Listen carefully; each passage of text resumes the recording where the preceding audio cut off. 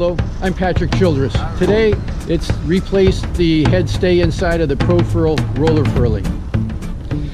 But can you hire a boat worker that says that they have 20 years experience and blindly allow him to do the work on your boat and expect everything to come out just right?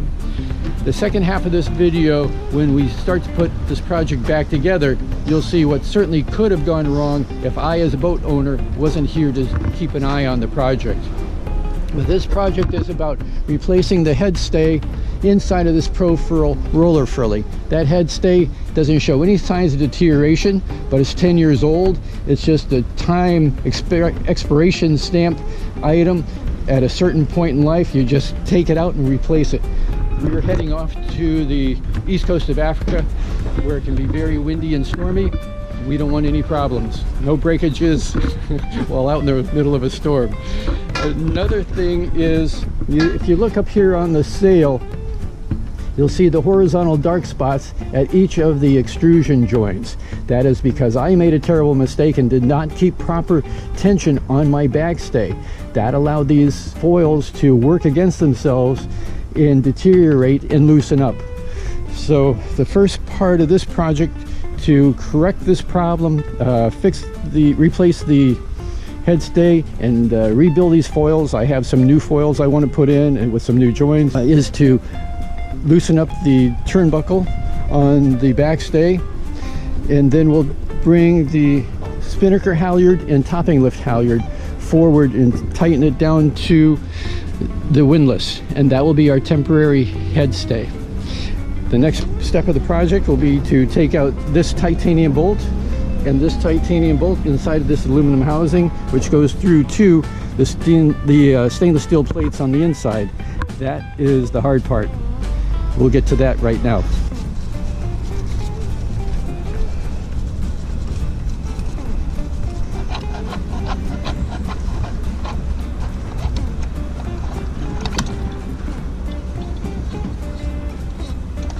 Somehow I lost the original video on how I disassembled this housing and got these screws out of the aluminum housing, which go through to these stainless steel plates. So I reset everything up here just finger tight to run through the process again.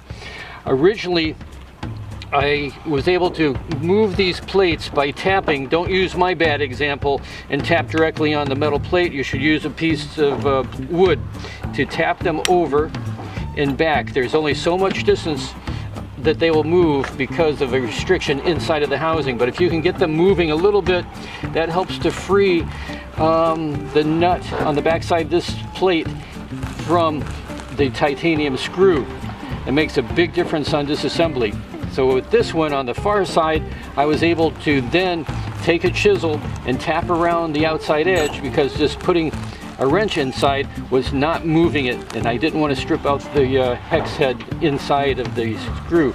But tapping it, I was able to finally get it to move about a 1/64 of an inch in relation to the aluminum drum. Once I got that moving, then I was able to put the hex head wrench in and start turning back and forth a little bit and got it so it turned out. That one was easy to disassemble. The one on this side, for some reason, was far more difficult.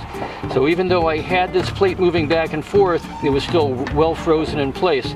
And eventually I did strip out the hex head fitting inside of the bolt. So now I'm stuck. So I took a Dremel and I was able to cut a little slot in the head of the bolt and then insert a large screwdriver. And even with that, putting a wrench on the screwdriver, I could not get this nut to turn. But since I had the slot now, I was able to take the chisel again and start tapping, actually more than just tapping, I was beating on it on two different sides, and I finally got that to move about a 1/64 of an inch, just barely, but I could see that it did move. That made a big difference. But even with that movement, I couldn't turn it with the screwdriver. So the only thing left to do was to drill a hole to use an easy out. And since this is a titanium bolt, you have to use cobalt drill bits. Just regular high-speed bits will do it, but you're going to burn through a lot of them. So I drilled a small hole first and worked my way up in size until eventually I had a very large hole inside the bolt to put an easy out, but I also drilled the head much larger, and that would tend to help free up the bolt from the aluminum housing. Put the easy out in, tap it down, and start to turn. But it was so tight, it just would not budge. So I took a cheater bar and started turning, and that finally loosened it up. But the last thing you ever want to do is risk breaking an easy out inside of a bolt. Now you have ruined your whole week, not just your day. There are ways of getting easy outs out, but that takes a special tool that has little prongs that go down inside of these flutes. And good luck trying to find that special tool at the local hardware store. But eventually I was able to get this loosened up and turn it out by hand and get that nut out. One thing with using these crescent wrenches, think of them as a pipe wrench. So you don't want to, if you're turning counterclockwise, you don't want to set the wrench this way. It'll tend to grab better if you set it this way. My old boss at the Henderson mine up in Colorado, in the mountains of Colorado, showed that to me, and that's the way I've been doing it ever since. So we finally got this out. I can clean the corrosion up, and everything is ready to go back together. So I always keep spare bolts on hand. These bolts are no problem. They just hold the cage in place, and I take those out once a year and see how easy it is to turn and clean them up and put them back in using Lanacoat or Tef Gel, which is an anti-seize product. But from now on, once a year, I'm going to be taking these things apart and making sure that they don't ever get frozen up again. And I'll be treating these bolts and the surfaces with Lanacoat or Tef Gel. Now, the one thing I don't trust on this whole lift me up the mast system is just this one turning block with the shackle right here into this aluminum collar. So I have another shackle and some line tied to it just in case something gives away here. We'll have a backup so the fall won't be but a couple inches.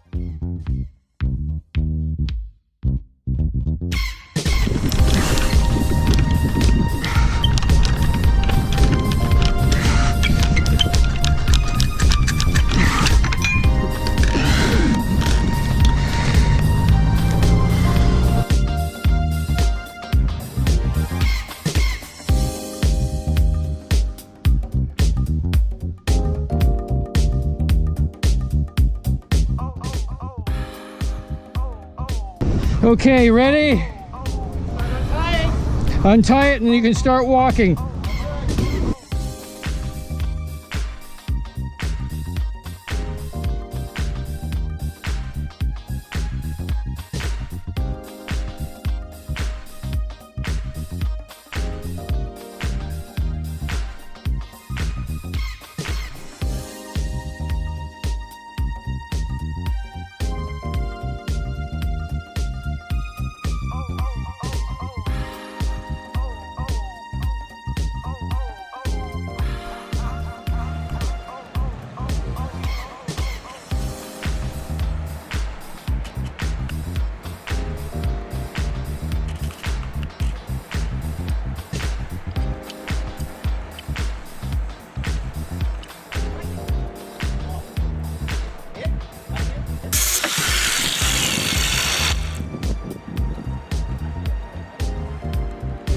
Today is the big day.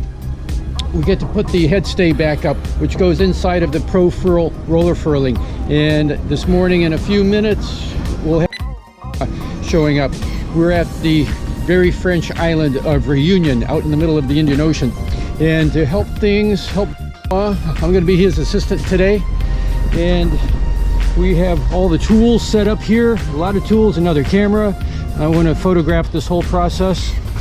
I have the new headstay all laid out. It's already cut to length. I've done just as much work as possible to make this a very fast process.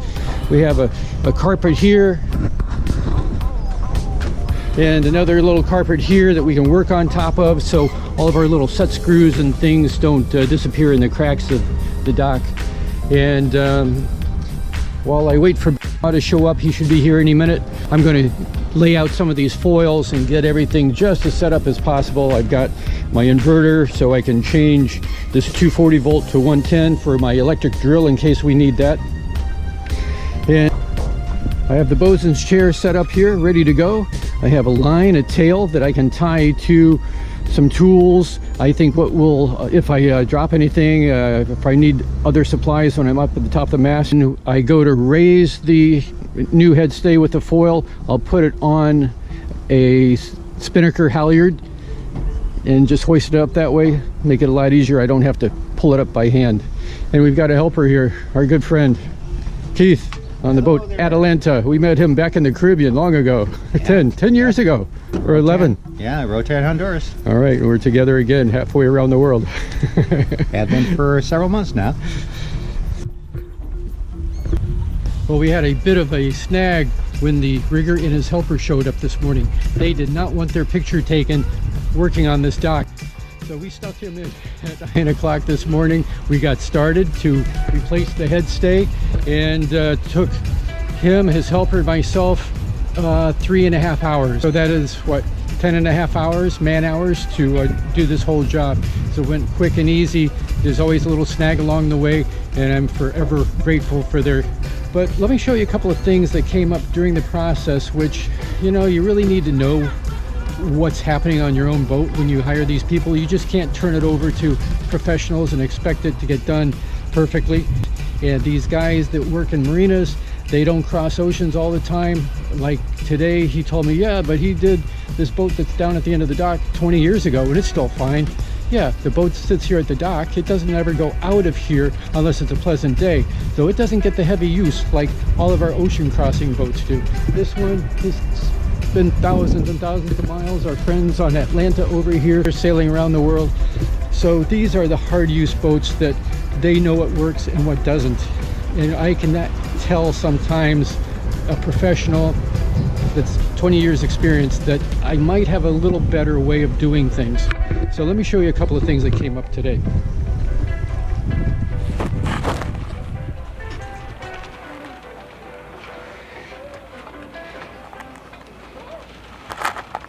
Now when we had the backstay too loose, what happened was these foils were able to work against each other and twist and turn. But when we were putting this back together, I had 4 brand new joins that go inside, and that's what I wanted to use first. I had a couple other good ones, used ones that we could use, but I looked down inside a couple empty screw holes and I saw nothing in there. And something was wrong, so I had them take it apart, and it turned out they were using a very old, sloppy, worn out join where these holes are very elongated. So these set screws go through, but it's still not going to really hold anything. So I wasn't really pleased with that. I had them use another used one that has good holes in it that aren't elongated, and this little pin on the set screw goes through the extrusion and sets into that little hole to help hold everything together and keep it from moving around. So we took care of that problem. Also, of course, when you do put all of these joints together,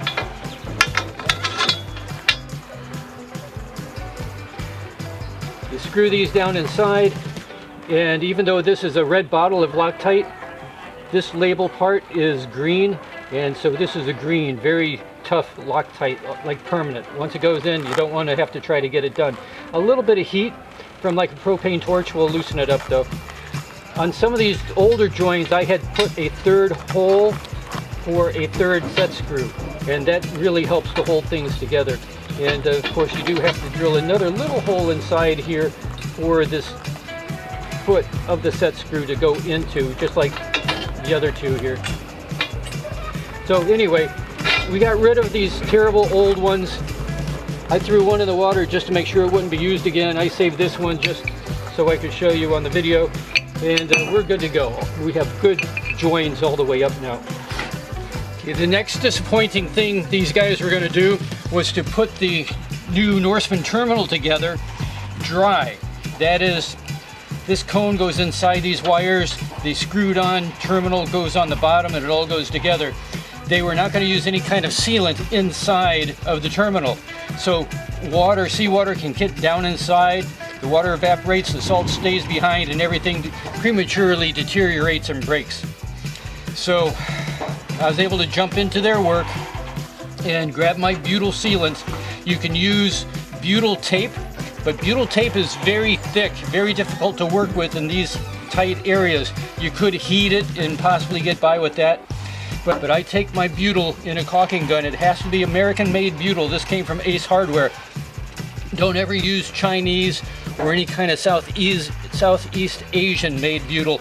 It is not the same stuff. This is just thinner butyl that you find in the tape, and much more pliable. But it's like Mickey Mouse. It's like working with liquid cobwebs. It gets all over your fingers, all over everything. So you have to wear, or you should wear, some nitrile gloves, the blue gloves, and that makes cleanup a lot easier. Cleanup is with a rag and mineral spirits. So I took the butyl. After they disassembled everything again, I pumped it all full, all the way around the wires, all the way around the ball where the wedge was, and then reassembled everything again, so that as it all came together, butyl sealant was coming out of the top of the terminal, and that's what you need. If you don't have any coming out the top, you might as well not do it at all. You need to make sure that when water runs down the wire, it does not get down inside. This stuff will last through the heat of summer, the cold of winter. It expands, it contracts, it always sticks, it just doesn't let go. And I don't know of anything better than using butyl rubber for this application. Now the other thing they surprised me with was they had put these screws, this one and the one on the other side that goes through the aluminum housing and to the stainless steel backing plate or chain plate, in dry, and they were just going to leave it that way. I mean, they know full well that these screws will become frozen in place because of electrolysis. So I had to have them take it back out, this screw and the one on the back side. I got out my Lanacoat. Lanacoat is lanolin. It's an extract from sheep's wool, and it's made in New Zealand. And it's very sticky. It feels and looks like grease, but it isn't grease. It's like an anti-grease. If you ever use it on your bow roller, forget it. Your bow roller won't turn, and your chain will just skip right over that plastic roller. So it's a very good anti-seize. But so I had them take the screws out. I coated all the insides and the threads of the screws with Lanacoat, put it all back together, and we're good to go. I can feel this now. It's a little sticky, and that's fine. Maybe in another year and a half, 2 years, I'll take this out and make sure that it's freed up and reapply the Lanacoat. This headstay hardly wobbles, unlike before. So I'm going to take you to the back, and Rebecca's going to show us how she determined the pressure that is on the backstay. We just finished setting up the headstay. The rigger helped us do that. He tensioned the backstay turnbuckle, and he sighted up the mast to make sure it's straight. And he told us sail it, and then 1,000 miles. Okay, and then tighten up 1.5 turns. Wow, that's a lot. Okay, on the turnbuckle. But we're going to check the tension with this tensiometer just to see her on it. How do you do that, Rebecca? There's a gauge here to determine if you have quarter, 9/30 seconds, 5/16, or 3/8. It's 10 or 3/8. So we use this scale right here. Stick it on there. We know. Pull it back like that, friends. And that says 50. So really, it's at 52. Which down here, on this scale is We've got tighter than it's supposed to be. Okay, then on this scale down here, what is it supposed to be at? It's supposed to be anywhere in this range. Okay, but we have And it at 52, so it's off the so it's scale. actually tighter than Luz recommends it to be. So Okay. we'll see how we like it, but I'm not sure we'll make it any tighter. Maybe we'll make it a little looser. And So the rigger over-tensioned the backstay buttons. So what I'm going to do is loosen up the turnbuckle by 1 full turn, and we'll check it again when we get to Madagascar. That'll give the headstay plenty of time to stretch out, and we'll keep a close eye on it and make sure that we have the proper tension on it by using the Luz tension gauge. We have the new headstay. The Profurl is all back together again. Rebecca and I have been very impressed with this Profurl Roller Furling system. Despite my negligence in not having adequate backstay tension, it kept on working. It has gone through countless furling cycles in all kinds of weather, pleasant and very extreme. And so I think we're good to go. We're going to be crossing from this island of Reunion to the stormy coast of Madagascar. So I hope this video was good for you. If it was, please give it a thumbs up down below and a subscribe, and we'll see you soon. Thanks a lot for watching.